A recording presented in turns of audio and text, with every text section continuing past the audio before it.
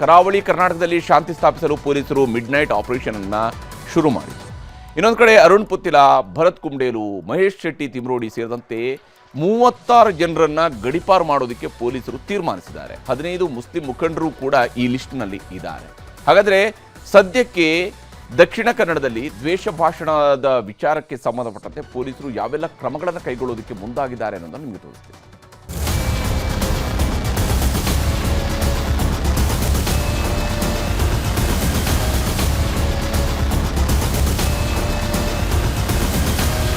ಕೆಲವು ತಿಂಗಳಿಂದ law and order situation ಕೆಲವೊಂದು ಮರ್ಡರ್ಸ್ ಇಂದ ಅಫೆಕ್ಟ್ ಆಗಿದೆ. ಸುಹಾಸ್ ಶೆಟ್ಟಿ ಕೊಲೆ, ಅದಕ್ಕೆ ಪ್ರತೀಕಾರವಾಗಿ ಅಬ್ದುಲ್ ರಹಿಮಾನ್ ಕೊಲೆ, ಮತ್ತೊಂದು ಪ್ರತೀಕಾರಕ್ಕೆ ಪ್ಲಾನ್. ಹೀಗೆ ಸಾಲು ಸಾಲು ಕೊಲೆಗಳಿಂದಾಗಿ ಕೊತ ಕುದಿಯುತ್ತಿದ್ದ ಕರಾವಳಿಯನ್ನ ತಣ್ಣಗಾಗಿಸಲು ಖಾಕಿ ಹೊಸ ಮದ್ದು ರೆಡಿ ಮಾಡಿಕೊಂಡಿದೆ. ದಕ್ಷಿಣ ಕನ್ನಡ ಜಿಲ್ಲೆಗೆ ಹೊಸ ಎಸ್ಪಿ, ಮಂಗಳೂರಿಗೆ ಹೊಸ ಕಮಿಷನರ್ ನೇಮಕ ಆಗುತ್ತಿದ್ದಂತೆ ಈಗ ಬೇಟೆ ಶುರುವಾಗಿದೆ. ಹಳೆಯ ಕಡತಗಳನ್ನು ಕೆದಕುತ್ತಿದ್ದಾರೆ. ಕಳೆದ 10 ವರ್ಷಗಳಿಂದ ಕರಾವಳಿಯಲ್ಲಿ ನಡೆದಿರುವ ಕೊಲೆಗಳು ಮತ್ತು ಹಂತಕರ ಜಾತಕವನ್ನ ಜಾಲಾಡುತ್ತಿದ್ದಾರೆ. ಆಗಲೇ ಪೊಲೀಸರಿಗೆ ಒಂದು ಅಂಶ ಕನ್ಫರ್ಮ್ ಆಗೋಗಿದೆ. ಇಲ್ಲಿ ನಡೆಯುವ ಕೊಲೆಗಳಿಗೂ ನಿರ್ದಿಷ್ಟ ಸಂಘಟನೆಗಳಿಗೂ ಸಂಪರ್ಕ ಇದೆ ಎನ್ನುವುದು. ಹಿಂದೆ ಲಾಸ್ಟ್ 5 to 10 years ಮರ್ಡರ್ಗಳನ್ನು ಅನಲೈಸ್ ಮಾಡಿದಾಗ ಈ ಮರ್ಡರ್ಸ್ ಅನ್ನು ಮಾಡಿರುವ ಆರೋಪಿಗಳು ಎಲ್ಲರೂ ಸಮ್ ಕಮ್ಯುನಲ್ ಆರ್ಗನೈಸೇಷನ್ಸ್ಗೆ ಟಚ್ ನಲ್ಲಿ ಇರೋದು ನಮಗೆ ಕಂಡು ಬಂದಿದೆ. ಹಳೆ ಜಾತಕದಿಂದ ಮಾತ್ರ ದಕ್ಷಿಣ ಕನ್ನಡದಲ್ಲಿ ಶಾಂತಿ ನೆಲೆಸುವಂತೆ ಮಾಡುವುದು ಅಸಾಧ್ಯ ಎನ್ನುವುದು ಪೊಲೀಸರಿಗೂ ಅರ್ಥವಾದಂತಿದೆ.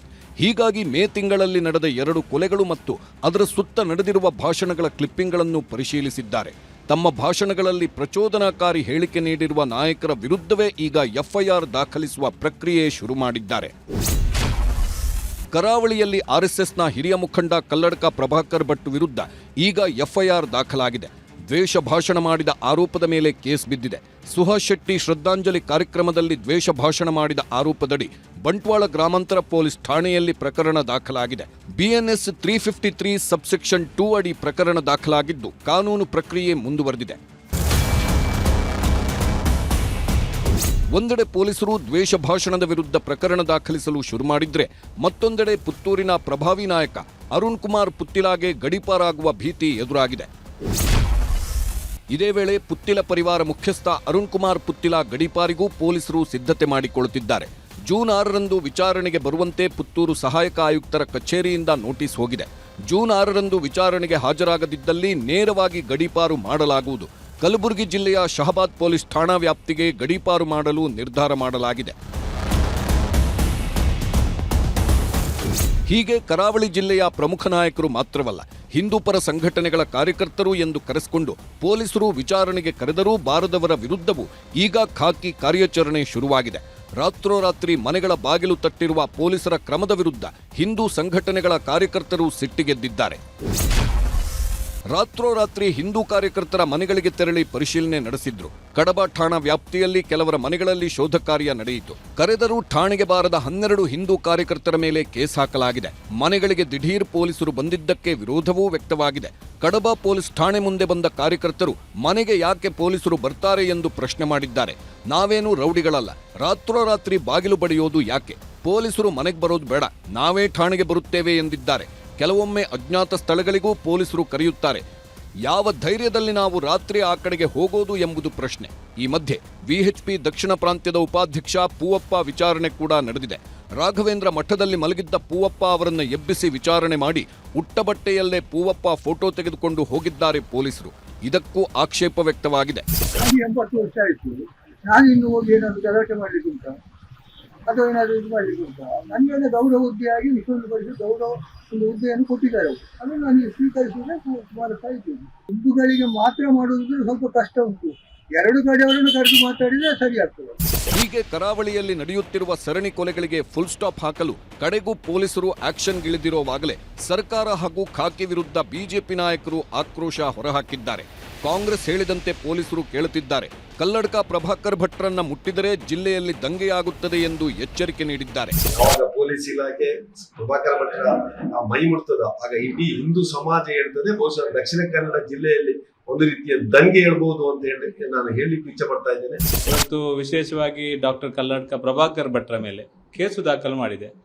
ಸುಹಾಸ್ ಶೆಟ್ಟಿ ಉತ್ತರ ಕ್ರಿಯೆ ಆಗಿ 20 ದಿನ ಆಯಿತು. ಆನಂತರ ಇವತ್ತು ಕೇಸು ದಾಖಲು ಮಾಡೋದಂದ್ರೆ ಒಂದು ರೀತಿಯ ದ್ವೇಷದ ರಾಜಕಾರಣವನ್ನ ಇದೇ ಜಿಲ್ಲೆಯಲ್ಲಿ ಪೊಲೀಸ್ ಇಲಾಖೆ ಮುಖಾಂತರ ಕಾಂಗ್ರೆಸ್ ಮಾಡ್ತಾ ಇದೆ. ಆದ್ರೆ ಜಿಲ್ಲೆಯ ಪೊಲೀಸ್ ವರಿಷ್ಠಾಧಿಕಾರಿ ಇಂತಹ ಆರೋಪಗಳಿಗೆ ತಲೆಕೆಡಿಸಿಕೊಂಡಿಲ್ಲ. ಯಾರೇ ತಪ್ಪು ಮಾಡಿದ್ರೂ ಕ್ರಮ ನಿಶ್ಚಿತ ಎನ್ನುತ್ತಿದ್ದಾರೆ. ಅಲ್ಲದೆ ಪೊಲೀಸರ ಕೆಲಸಕ್ಕೆ ಅಡ್ಡಿಪಡಿಸಿದವರ ವಿರುದ್ಧವೂ ಪ್ರಕರಣ ದಾಖಲಿಸಲಾಗುತ್ತಿದೆ ಎಂದು ಸ್ಪಷ್ಟನೆ ನೀಡಿದ್ದಾರೆ. ದಕ್ಷಿಣ ಕನ್ನಡ ಜಿಲ್ಲೆಯಲ್ಲಿ ಕೆಲ ತಿಂಗಳಿಂದ ಕಾನೂನು ಸುವ್ಯವಸ್ಥೆಗೆ ಧಕ್ಕೆ ಆಗ್ತಿದೆ. ಕಾನೂನು ಸುವ್ಯವಸ್ಥೆ ಸರಿ ಮಾಡಲೆಂದೇ ಪೊಲೀಸರಿಂದ ಕಾರ್ಯಾಚರಣೆ ನಡೆಯುತ್ತಿರುವುದು.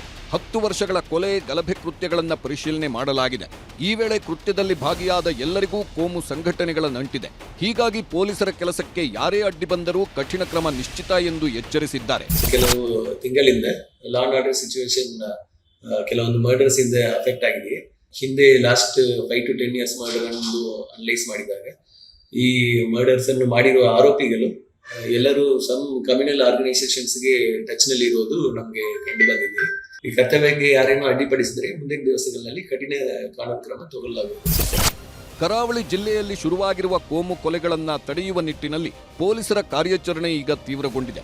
ಆದರೆ ಈಗ ಪೊಲೀಸರು ಕೇವಲ ಹಿಂದೂ ಸಂಘಟನೆಗಳ ನಾಯಕರು ಹಾಗೂ ಕಾರ್ಯಕರ್ತರನ್ನ ಮಾತ್ರ ವಿಚಾರಣೆ ನಡೆಸಿರುವುದು ಬಿಜೆಪಿಯ ಆಕ್ರೋಶಕ್ಕೆ ಗುರಿಯಾಗಿದೆ. ಕಾಂಗ್ರೆಸ್ ಸರ್ಕಾರದಲ್ಲಿ ಹಿಂದೂಗಳನ್ನ ಮಾತ್ರ ಟಾರ್ಗೆಟ್ ಮಾಡಲಾಗುತ್ತಿದೆ, ಹಿಂದೂಗಳನ್ನ ಹತ್ತಿಕ್ಕುವ ಕೆಲಸ ಮಾಡುತ್ತಿದ್ದಾರೆ ಎಂದೆಲ್ಲ ಬಿಜೆಪಿ ನಾಯಕರು ವಾಗ್ದಾಳಿ ಶುರು ಮಾಡಿದ್ದಾರೆ. ಯಾರು ತಪ್ಪು ಎಸಗಿದ್ದಾರೆ ತಪ್ಪಿತಸ್ಥರನ್ನ ಬಂಧಿಸಲಿ, ಆದ್ರೆ ಆ ನೆಪದಲ್ಲಿ ವಿನಾಕಾರಣ ಹಿಂದೂ ಕಾರ್ಯಕರ್ತರನ್ನ ಇವತ್ತು ಟಾರ್ಗೆಟ್ ಮಾಡ್ತಕ್ಕಂಥದ್ದು ಇದು ಖಂಡಿತ ಸರಿಯಲ್ಲ. ದ್ವೇಷದ ಭಾಷಣವನ್ನ ಮಾಡಿದ್ರೆ ಕೇಸ್ ಹಾಕ್ತಾರ.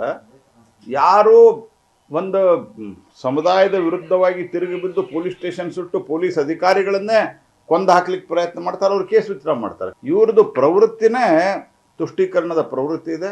ಆದ್ರೆ ಬಿಜೆಪಿಯ ಈ ವಾಗ್ದಾಳಿಗೆ ತಿರುಗೇಟು ನೀಡಿರುವ ಗೃಹ ಸಚಿವ ಪರಮೇಶ್ವರ್, ನಾವು ಯಾರನ್ನೂ ಟಾರ್ಗೆಟ್ ಮಾಡ್ತಿಲ್ಲ, ತಪ್ಪು ಯಾರೇ ಮಾಡಿದ್ರೂ ಸುಮ್ಮನಿರೋದಿಲ್ಲ, ಮುಸ್ಲಿಮರಿರಲಿ ಹಿಂದೂಗಳಿರಲಿ ಯಾರೇ ತಪ್ಪು ಮಾಡಿದ್ರೂ ಕಠಿಣ ಕ್ರಮ ನಿಶ್ಚಿತ ಎಂದು ಖಡಕ್ಕಾಗಿಯೇ ವಾರ್ನಿಂಗ್ ಕೊಟ್ಟಿದ್ದಾರೆ. ನಾವು ಯಾರನ್ನು ಟಾರ್ಗೆಟ್ ಮಾಡಲ್ಲ. ಯಾವನು ಕಾನೂನು ವಿರುದ್ಧ ಹೋಗ್ತಾನೆ ಅವನ ಮೇಲೆ ಕ್ರಮ ತಗೊಂತೀವಿ. ನಾವು ಯಾವ ಮುಲಾಜ ಇಲ್ಲ. ಮುಸಲ್ಮಾನ್ ಆಗಿರ್ಬೋದು, ಹಿಂದೂ ಆಗಿರ್ಬೋದು, ಇನ್ನೊಬ್ಬ ಆಗಿರ್ಬೋದು, ಮತ್ತೊಬ್ಬ ಆಗಿರ್ಬೋದು. ಕಾನೂನಿಗೆ ವಿರುದ್ಧ ಹೋದ್ರೆ ಮಾತ್ರ ಇದನ್ನ ನಾವು ಎನ್ಫೋರ್ಸ್ ಮಾಡ್ತೀವಿ. ಬಿಟ್ರೆ ನಾರ್ಮಲ್ ಆಗಿ ಜನ ಇರೋರು ಇರ್ತಾರಪ್ಪ. ಇದರ ನಡುವೆಯೇ ಇಂದು ಮಂಗಳೂರಿನ ಕ್ಲಾಕ್ ಟವರ್ ಬಳಿ ಮಳೆಯನ್ನು ಲೆಕ್ಕಿಸದೆ ಎಸ್ಡಿಪಿಐ ವತಿಯಿಂದ ಪ್ರತಿಭಟನೆ ಹಮ್ಮಿಕೊಳ್ಳಲಾಗಿತ್ತು. ಅಬ್ದುಲ್ ರಹಿಮಾನ್ ಹತ್ಯೆಗೆ ಸರ್ಕಾರದ ವೈಫಲ್ಯವೇ ಕಾರಣ. ಪ್ರಚೋದನಾಕಾರಿ ಭಾಷಣ ಮಾಡುವವರ ವಿರುದ್ಧ ಪೊಲೀಸರು ಕ್ರಮ ಕೈಗೊಳ್ಳದೆ ಇದ್ದಿದ್ದರಿಂದಲೇ ರಹಿಮಾನ್ ಹತ್ಯೆಯಾಗಿದೆ ಎಂದು ಆಕ್ರೋಶ ಹೊರಹಾಕಿದ್ರು. ಎಸ್ಡಿಪಿಐ ಪ್ರತಿಭಟನೆ ಹಿನ್ನೆಲೆಯಲ್ಲಿ ಪೊಲೀಸರು ಕೂಡ ಅಲರ್ಟ್ ಆಗಿದ್ರು. ಎಸ್ಡಿಪಿಐ ಪ್ರತಿಭಟನೆ ನಡೆಯುತ್ತಿರುವ ಸ್ಥಳದಲ್ಲೇ ಪೊಲೀಸರು ಭರ್ಜರಿ ಡ್ರಿಲ್ ಮಾಡಿ ಇನ್ನು ಮುಂದೆ ಯಾರೇ ತಪ್ಪು ಮಾಡಿದ್ರೂ ಕಠಿಣ ಕ್ರಮ ಕೈಗೊಳ್ಳಲಾಗುತ್ತೆ ಎಂಬ ಸಂದೇಶ ನೀಡಿದ್ರು. ಸದ್ಯ ಕರಾವಳಿಯಲ್ಲಿ ಕಾನೂನು ಸುವ್ಯವಸ್ಥೆ ಕಾಪಾಡುವ ನಿಟ್ಟಿನಲ್ಲಿ ಪೊಲೀಸರ ಕ್ರಮ ಹೆಚ್ಚು ಪಾರದರ್ಶಕವಾಗಿರಬೇಕು. ಕೇವಲ ಒಂದು ಸಮುದಾಯವನ್ನ ಮಾತ್ರ ಗುರಿಯಾಗಿಸಿ ಪ್ರಕರಣಗಳು ದಾಖಲಾಗುತ್ತಾ ಹೋದ್ರೆ ಅದು ಮತ್ತೊಂದಷ್ಟು ಅವಾಂತರಗಳಿಗೆ ಎಡೆಮಾಡಿಕೊಡುವ ಅಪಾಯ ಇದ್ದೇ ಇದೆ. ಹೀಗಾಗಿ ಜನರನ್ನ ಎತ್ತಿಕಟ್ಟುವ ಪ್ರಯತ್ನ ನಡೆಸುವ ಪ್ರತಿಯೊಬ್ಬರ ವಿರುದ್ಧವೂ ಕ್ರಮಕ್ಕೆ ಮುಂದಾದಲ್ಲಿ ಮಾತ್ರ ದಕ್ಷಿಣ ಕನ್ನಡದಲ್ಲಿ ಜನರು ನೆಮ್ಮದಿಯಿಂದ ಓಡಾಡಲು ಸಾಧ್ಯ. Bureau report, news 18.